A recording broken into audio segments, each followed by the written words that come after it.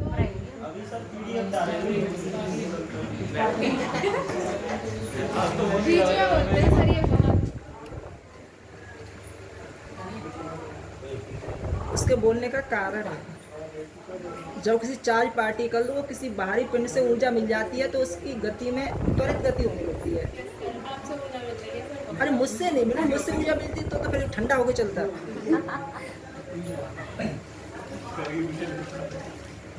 देखो शांति से समझना, स्टार्ट है। चुंबकीय क्षेत्र के विषय में जानेंगे हम। देखो इससे पहले हमने क्या देखा था, वैद्युत क्षेत्र देखा था। वैद्युत क्षेत्र में हमने क्या देखा था, टाइमिंग कहाँ चल रही है? चल रही है, चल तो रही है नीचे। देखो बात न करो, मैं एक अंतर बताने जा रहा हूँ तुम्हें जो बहुत काम देगा आपको। वीडियो की तरफ ध्यान है, कोई बोर्ड की तरफ नहीं देख रहा। ये सब इसमें एक वर्ड होता था वैद्युत क्षेत्र। वैद्युत क्षेत्र के विषय में आपने क्या जाना था कि कोई आवेश होगा और आवेश के चारों ओर का जो स्थान होगा उसे हम क्या नाम देंगे, वैद्युत क्षेत्र, यानी ई से दिखाते थे, राइट। अब जरा समझो, जो वैद्युत क्षेत्र पैदा होता था वो बिंदु आवेश के कारण होता था। वैद्युत क्षेत्र पैदा होता था वो बिंदु आवेश के कारण होता था। इसके बाद हमने क्या देखा था, अलग अलग रूप की छड़ होती थी, आयताकार होगी, कभी अनंत लंबाई की रेखी चालक तार होगा उसके कारण कुछ और होता, सर्किल होगा उसके कारण कुछ और होगा। सेम वही फिनोमेना यहाँ पे चलेगा, लेकिन डिफरेंस क्या रह जाएगा, समझना। जिस प्रकार आवेश के चारों ओर चुंबकीय क्षेत्र, जिस प्रकार आवेश के चारों ओर वैद्युत क्षेत्र फैला रहता है, ठीक उसी प्रकार एक चुंबक के चारों ओर चुंबकीय क्षेत्र फैला रहता है। ठीक है, इसे काय से दिखाते, बी से दिखाते, काय से दिखाते, बी से दिखाते। लेकिन इसमें जो आप टॉपिक पढ़ रहे हैं चुंबकीय क्षेत्र क्या है, मूविंग चार्ज। ये जो चुंबक का चुंबकीय क्षेत्र वो नहीं पढ़ोगे आप, क्या पढ़ोगे, आवेश के कारण चुंबकीय क्षेत्र। अब आप जरा विचार करो, आवेश के कारण चुंबकीय क्षेत्र कैसे बनता। ये कोई वायर है, suppose this is a b. आपने क्या देखा था कि आवेश गति करे चाहे न करे, क्षेत्र तो उसका अपना होता। मैंने माना इसमें इलेक्ट्रॉन मोशन कर रहे हैं, इलेक्ट्रॉन क्या कर रहे हैं, गति कर रहे हैं, क्या इनका क्षेत्र होगा, होगा ऐसा क्षेत्र। जब इलेक्ट्रॉन गति नहीं कर रहे थे क्षेत्र तो तब भी था, लेकिन जब ये इलेक्ट्रॉन वायर में गति करने लगे, किस वेग से करते हैं, अनुगमन वेग से, वो तो आपको पहले से पता है। तो इनका वैद्युत क्षेत्र रहेगा या कुछ फिनिश हो जाएगा, वैद्युत क्षेत्र रहेगा, वैद्युत क्षेत्र रहेगा। अब देखो, जब ये इलेक्ट्रॉन गति नहीं कर रहा था, इलेक्ट्रॉन का मतलब आवेश गति नहीं कर रहा था, तब इसके पास ई था, गति करने लगा, ई तो अब भी है, लेकिन जब ये आवेश गति करने लगा तो ई के साथ साथ बी और पैदा हो गया। अब ये गति करता हुआ इलेक्ट्रॉन, एक तो इसके पास ए ऑलरेडी था, गति करता चाहे न करता, लेकिन जैसे इसने गति की तो ई के साथ क्या हो गया, बी और बन गया। ठीक है, अब जरा समझो, वैद्युत क्षेत्र की शर्त क्या है, आवेश स्थिर हो चाहे गतिमान हो, क्षेत्र तो होगा। लेकिन चुंबकीय क्षेत्र की शर्त क्या है कि आवेश को गतिमान होना चाहिए, आवेश गतिशील होगा तभी गति करेगा, अन्यथा नहीं करेगा। कोई दिक्कत तो नहीं होगी इसमें। अब जरा इस बात को ये थोड़ी नहीं कहेंगे हम बार बार कि आवेश गति करेगा तभी चुंबकीय क्षेत्र होगा, ऐसा नहीं कहेंगे। ठीक है, क्या कहेंगे हम, आवेश गति करने का मतलब करंट का फ्लो होना, करंट का फ्लो होने का मतलब धारावाही चालक। अरे उसको यही तो कह सकते हैं हम, कोई चालक ऐसा जिसमें धारा बह रही है। तो जो चुंबकीय क्षेत्र पैदा होगा वो आवेश के कारण नहीं, ये नहीं कहेंगे आवेश के कारण उत्पन्न चुंबकीय क्षेत्र ना, जो चुंबकीय क्षेत्र पैदा हो रहा है वो धारावाही चालक के कारण पैदा हो रहा है। ठीक है, तो ये तो थोड़ी सी सिमिलरिटी है। सबसे पहले यूनिट में हमने देखा था दो आवेशों के मध्य बल लगता है और उस बल का मान निकालने के लिए कूलॉम ने एक फॉर्मूला दिया था, F = 1/4 pi epsilon not Q1 Q2 upon R square. अब इस चुंबकीय क्षेत्र की संकल्पना सबसे पहले किसने डिसाइड की थी? एक साइंटिस्ट हुए थे ऑरेस्टेड। क्या हुए थे? ऑरेस्टेड। ऑरेस्टेड ने एक प्रयोग किया था। उस प्रयोग के आधार पर प्रूव किया था कि जब किसी वायर में करंट फ्लो होता है तो उसके चारों ओर क्षेत्र पैदा होता है। वो अभी देखेंगे प्रयोग कैसे कैसे प्रूव किया था उन्होंने। फिर इसके बाद एक साइंटिस्ट आएंगे, बायो सेवर्ट। एक नहीं, वैसे दो हैं, बायो अलग है और सेवर्ट अलग है, लेकिन उन्होंने एक ही रूल दिया था मिला के, तो इसको बोलते हैं बायो सेवर्ट का नियम। बायो सेवर्ट क्या कहेंगे कि हाँ ठीक है, किसी धारावाही चालक के कारण क्षेत्र पैदा होता है, लेकिन इस क्षेत्र का मान पता करने के लिए कोई फॉर्मूला तो होना चाहिए। तो वो एक प्रॉपर फॉर्मूला देंगे जैसे कूलॉम ने दिया था। वो क्या कहेंगे कि जो चुंबकीय क्षेत्र होता है डेल्टा भी, वो होता है mu naught upon 4 pi into I into delta l sine theta upon r square. तो हम देखेंगे क्या, सबसे पहले तो चुंबकीय क्षेत्र आपने थ्योरेटिकल जाना, कुछ लिख लेंगे थोड़ा सा इसके बारे में। फिर देखेंगे ऑरेस्टेड ने कौन सा प्रयोग किया था जिस आधार पर बताया था कि किसी वायर में करंट फ्लो हो तो उसके चारों ओर चुंबकीय क्षेत्र पैदा हो जाता है। फिर बायो सेवर्ट का देखेंगे डेरिवेशन है कि बायो सेवर्ट ने इस फॉर्मूले को डेरिवेट कैसे किया था। ठीक है, फर्स्ट हैंड डालना चुंबकीय क्षेत्र और लिखना इसमें।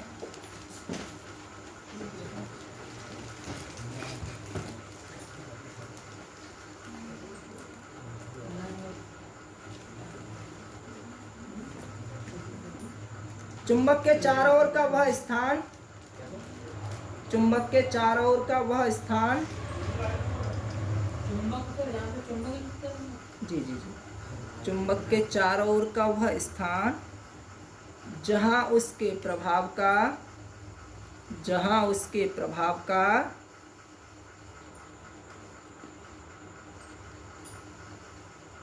अनुभव किया जा सके, जहां उसके प्रभाव का अनुभव किया जा सके,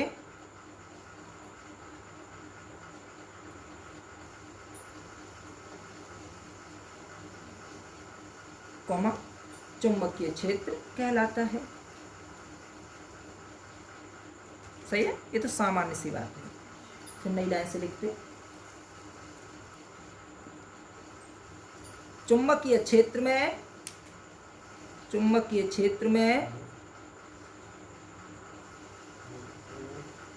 चुंबकीय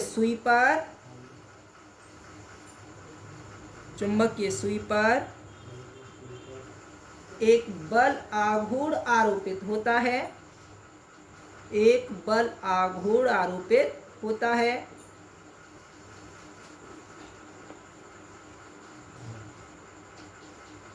जिसके कारण चुंबकीय सुई घूमकर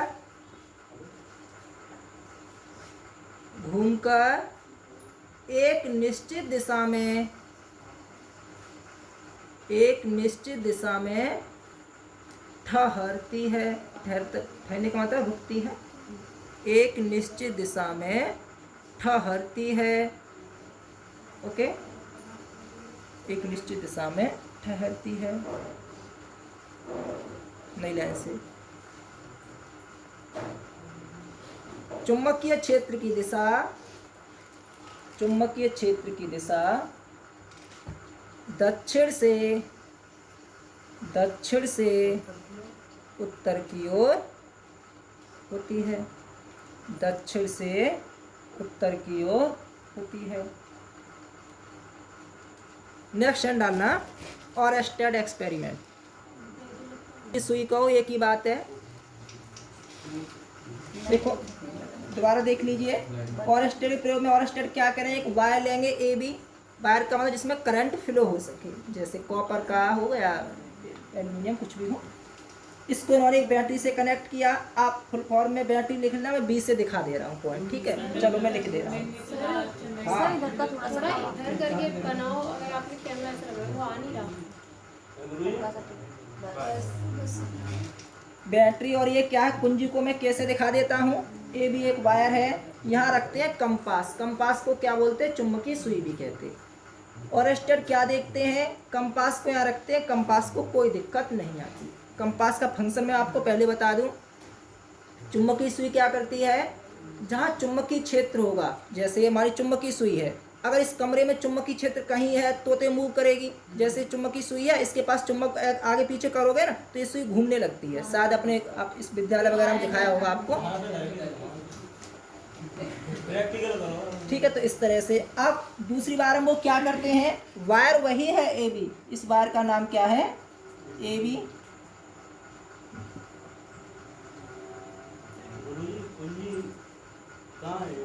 बैटरी है, कुंजी है, फिर एक कंपास लेके चलते हैं। अब की बार वो क्या करते हैं, कुंजी को बंद कर देते हैं। बंद का मतलब ध्यान रखना, कुंजी बंद है तो धारा चालू है, कुंजी खुली है तो धारा बंद है। बच्चे क्या समझते हैं, कुंजी बंद है तो धारा बंद है? नहीं, ऐसा नहीं है। कुंजी बंद है तो धारा चालू है। ठीक है, अब कुंजी बंद हो गई, सर्किट पूरा हो गया, और सर्किट पूरा हो गया, धारा चालू हो गई। तू कुछ कहेगा मैं सुनाऊंगा, तू बीच में डिस्टर्ब मत कर। देख से पूरा हो जाए इसके बाद पूछ ले। हाँ बता। कुंजी का फंक्शन क्या होता है, ऑन ऑफ करना होता है। तुम घर में ये लगाते हो स्विच, ये प्लस माइनस का ध्यान रखते हो। इसमें क्या होता है, नहीं, कुंजी का फंक्शन क्या होता है, क्या प्लस की ओर होती है? ये कोई जरूरी है प्लस की ओर हो? अगर सब कुंजी प्लस की ओर होती है तो इसको ऑफ कर दे और तार पकड़ ले, करंट नहीं लगेगा तुझे। प्रैक्टिकल करके देख ले। अरे जब प्लस की ओर है तो फिर माइनस की तो रह गई। जब ये तूने ऑफ कर दिया तो प्लस तो कट गया, अर्थ से कोई दिक्कत नहीं है। फिर क्या है, अगर सब ऐसा ही होता तो घर में जितने उपकरण खराब होते हैं ना, स्विच को ऑफ करो, पंखा कभी खराब हो जाए, स्विच को ऑफ करके से तार हाथ में पकड़ लेना, तुझे पता पड़ जाएगा प्लस पर होती है माइनस पर। बहस मत किया करो, किसी बात को मान लिया करो। बताई होगी प्लस की ओर लगानी चाहिए, ये अच्छी बात है। जो अच्छी सिटी है उनमें ऐसा ही रूल फॉलो किया जाता है। लेकिन हमारा यहाँ फंक्शन केवल सर्किट को पूरा करना है, चाहे प्लस की तरफ से कर दो चाहे माइनस की तरफ से कर दो। इससे मतलब नहीं है कि प्लस है या माइनस है। ठीक है, या फिर तेरे पास किताब होगी तुम्हें देख लिया होगा उसमें। चलो अब देखो, यहाँ से सर्किट पूरा होगा तो सर्किट क्या, ये बड़ा प्लस होता और छोटा माइनस होता, बड़ा प्लस छोटा माइनस। तो करंट ऐसे करके फ्लो होगा। तो और स्टेट क्या देखते हैं कि इसमें क्या होने लगता है, इसमें विक्षेप हो जाता है। इसकी डायरेक्शन कुछ ऐसी हो जाती है, नॉर्थ पोल थोड़ा ऊपर चला जाता है और साउथ पोल थोड़ा नीचे आता है। कुल मिला के इसमें क्या हो जाता है, विक्षेप हो जाता है। अब चुंबकीय सुई में विक्षेप होने का मतलब क्या है, चुंबकीय क्षेत्र पैदा हुआ होगा। और स्टैंड ने दिमाग लगाया कि जब इसे मैं ऑफ रखता हूँ, इसे खुला रखता हूँ तो इसको कोई दिक्कत नहीं है, ऐसी ही है। लेकिन जैसे ही इसको बंद करता हूँ, क्लोज करता हूँ, ये विक्षेपित हो जाती है। फिर कुंजी को बंद किया, सुई जैसे थी वैसे आ गई। जैसे ही परपथ को बंद किया, जैसे ही कुंजी को बंद किया, दोबारा फिर घूम गई। ऐसे करके वो क्या देखते हैं कि जब इसमें करंट फ्लो होगा तो चुंबकीय क्षेत्र पैदा हो रहा है। इसका मतलब उन्होंने सिद्ध कर दिया कि जब किसी वायर में करंट फ्लो होता है तो उसके चारों ओर चुंबकीय क्षेत्र पैदा होता है। और वह चुंबकीय क्षेत्र तभी तक रहता है जब तक करंट फ्लो होता रहता है। तीसरे में वो क्या देखते हैं,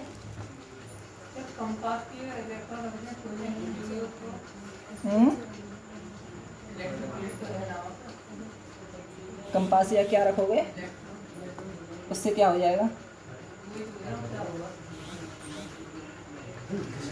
खोलेगा तो बहुत कुछ होगा। लेकिन जो प्रैक्टिकल उस पर फोकस करेंगे ना हम। इलेक्ट्रॉन की गति करेगा, लेकिन इलेक्ट्रॉन की गति इतनी प्रैक्टिकल देख लेगा कोई?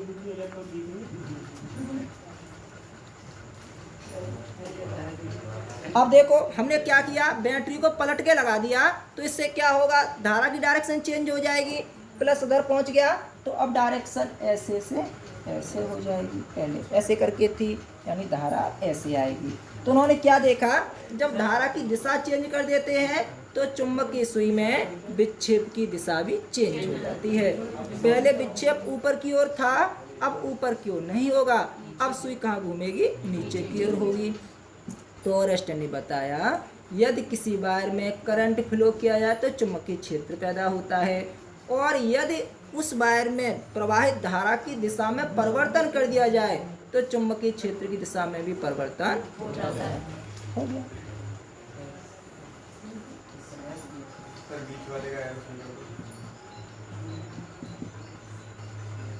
कहाँ है बीच वाले का? इसमें? अच्छा ये, चलो जल्दी बनाओ।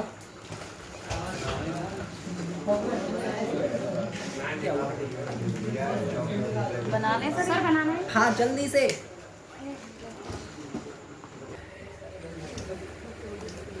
देखो तार एक ही है, यहाँ पे भी लिखना चाहो तो लिख देना, और सभी जगह यहाँ बैटरी लिख देना, केल बना देना, यहाँ बैटरी भी लिख देना।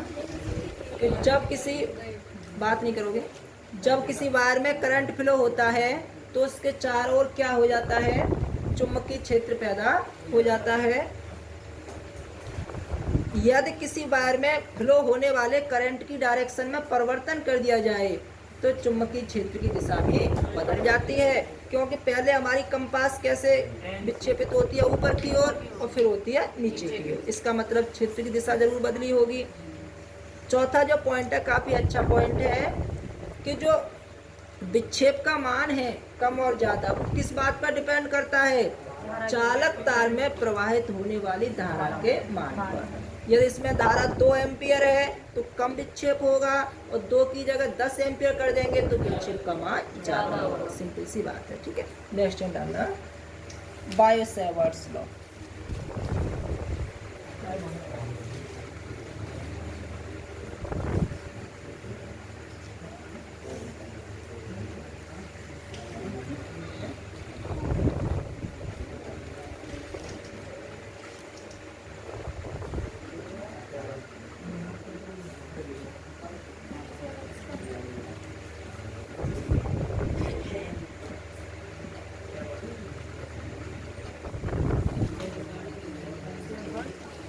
बायो-सैवर्ट्स लॉ, और जरा देखना क्या होता है इसका मतलब। ऑन है, इम्पोर्टेंट लगा लेना, काफ़ी पूछा जाता है, नहीं तो न्यूमेरिकल जरूर आता है इसका।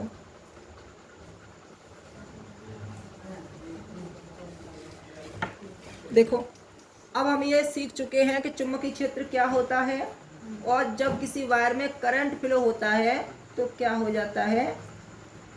उसके चारों ओर चुंबकीय क्षेत्र पैदा हो जाता है। लेकिन इस चुंबकीय क्षेत्र का मान निकालने के लिए हमारे पास कोई प्रॉपर फॉर्मूला होना चाहिए ना। कितने एम्पियर पर कितने टेस्ला पैदा होगा? लक्स का होता है, इसलिए वो कह रहा है। ठीक है, अब मैंने क्या कंसिडर किया, एक वायर है, किसी भी लंबाई का मान लो, इससे फर्क नहीं पड़ता है। सपोज CD क्या होता है? एक वायर है, इसमें से छोटा सा सेगमेंट काटता हूँ मैं, क्योंकि जब छोटे का हिसाब हो जाएगा तो बड़े का तो आराम से हो जाएगा।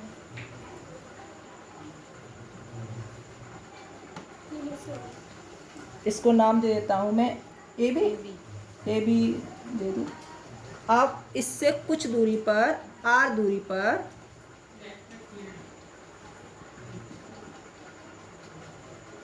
कोई बिंदु P माना मैंने, और इसकी लंबाई क्या मानी मैंने? डेल्टा L मानी।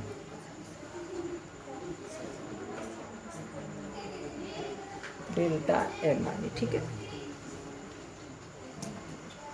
दोनों उठो, दोनों पुनीत और ये दोनों उठो पहले। निकलो बाहर, अरे पहले बाहर निकलो, कुछ नहीं तभी बताऊंगा, पहले बाहर निकलो। बिल्कुल नहीं देगा बाहर, परमानेंट।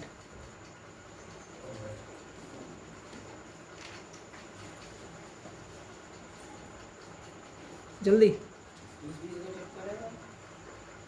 बहस कम किया कर, बाहर निकल जाए।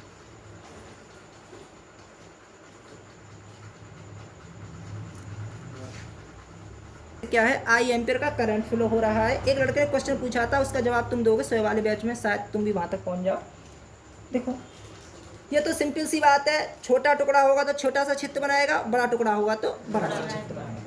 मैंने देखा डेल्टा L है, तो यहाँ पर जो फील्ड जनरेट हो रहा है मैंने उसको डेल्टा B मान लिया, ठीक है। बिंदु P को मिलाने वाली रेखा दूरी R है एवं चालक डेल्टा L के मध्य कोई न कोई तो एंगल होगा ना, तो मैंने इसको क्या मान लिया, ठीक है। दोबारा समझ लो, CD एक वायर है, CD एक तार है, इसका छोटा सा सेगमेंट काटा मैंने जिसकी लंबाई क्या है, डेल्टा L है। डेल्टा L और बिंदु P को मिलाने वाली रेखा के मध्य बना कोण क्या है, थीटा है। डेल्टा L से R दूरी पर कोई बिंदु P है, छोटा सा टुकड़ा है और छोटा सा क्षेत्र बना रहा है। तो अब हम ये देखेंगे कि डेल्टा B की वैल्यू क्या आएगी। जल्दी से 1 मिनट में बनाओ फिर बोल कर देखें।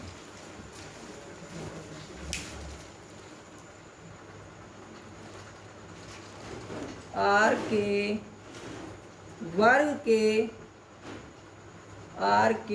वर्ग के व्युत्क्रमानुपाती होता है, अर्थात हाँ डेल्टा बी। अब व्युत्क्रमानुपाती का मतलब उल्टा ही तो होता, proportional to 1/r²। This is equation 4। सही है जी। 1 मिनट 4 समीकरणों को देख लो, बाद बाकी तो हो गया, कुछ नहीं है। सबसे पहले हमने क्या देखा कि जो चुंबकीय क्षेत्र पैदा होगा यहाँ से R दूरी पर, चुंबकीय क्षेत्र जो पैदा होगा वो I के अनुपाती होगा। ये बात तो ऑनस्टैंड नहीं कहती थी कि I ज़्यादा क्षेत्र ज़्यादा। दूसरा, जो चुंबकीय क्षेत्र पैदा होगा वो चालक की लंबाई पर भी निर्भर करेगा। चालक छोटा होगा क्षेत्र भी छोटा होगा, चालक बड़ा होगा क्षेत्र भी बड़ा होगा। तीसरा, जो चुंबकीय क्षेत्र होगा वो क्या होगा, सूक्ष्म खंड एवं बिंदु P को मिलाने वाली रेखा R के मध्य बने कोण थीटा के मान पर भी निर्भर करता है। निर्भर कैसा करता है, थीटा की ज्या के अनुपाती होता है। चौथा, ये तो आप जानते हो, पहले भी देखा आपने पहली यूनिट में भी, कि चुंबकीय क्षेत्र का मान जो स्मॉल दूरी R है इसके वर्ग के व्युत्क्रमानुपाती होता है। ये तो विभव में भी आया होगा, डाइपोल में भी आया है, कूलॉम्स लॉ में भी आया है, इससे तो आप पहले से परिचित हो। अब आप क्या लिखोगे, नाउ फ्रॉम कौन कौन से समीकरण, first, second, third and fourth, 1 2 3 4 से।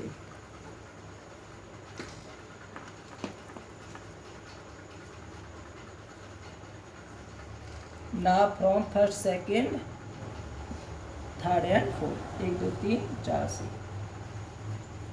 मिक्स कर दो, मिला दो सबको, क्या हो जाएगा, डेल्टा बी प्रोपोर्शनल टू, जो पार्टी ऊपर ऊपर है उन्हें ऊपर कर दो, ऊपर क्या है, I delta L sine theta upon R²। सही है।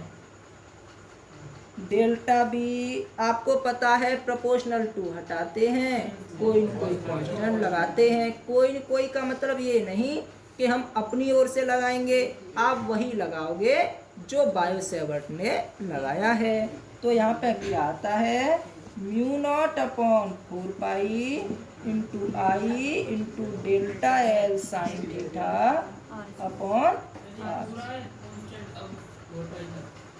जी जी जी जी जी, यही आपका फॉर्मूला है। 1 लाइन और लिख लेना, बस हो गया।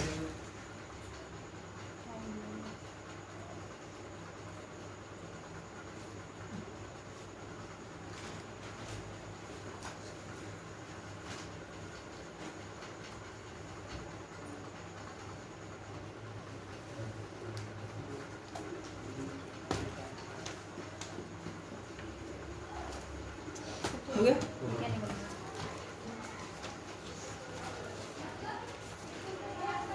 अब देखो, ये तो आप जानते हो, आई धारा है, एल लंबाई है, थीटा भी आप जानते हो, कोण है, आर दूरी है, लेकिन आपको μ0 थोड़ा अटपटा सा लग रहा होगा, तो लिखो भेयर μ0 इक्वल टू, जहां μ0 इक्वल टू, बोर्ड पे देखते, जब आपका पहला टॉपिक चला होगा तो वहाँ ε0 आया था। वो क्या होता था, निर्वात की वैद्युशीलता। तो ये निर्वात की चुंबकशीलता, निर्वात की चुंबकशीलता।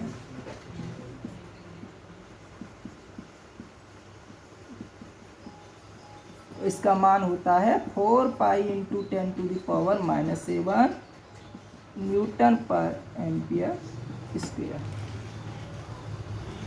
इससे आगे कल मुलाकात करते हैं ना, क्या।